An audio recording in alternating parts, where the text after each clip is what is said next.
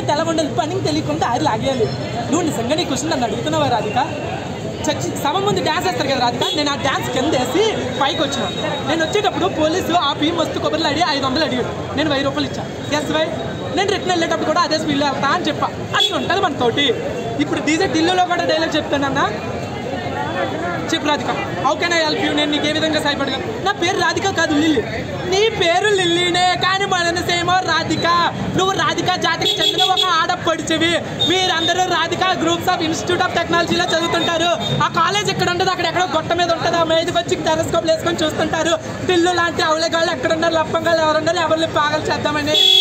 Last year మీ senior ఒక అమ్మాయిని కలిసాను, ఆవిడ రాధికాను. బాగా ఎంజాయ్ చేశాను, ఇరిటేషన్ బాగా ఎంజాయ్ చేశాను. నేను టిల్లు ఉన్నంత వరకు రాధిక ఉంటుంది. ఒక లైలా మజ్ను, ఒక రోమియో జూలియట్, ఒక టిల్లు రాధిక.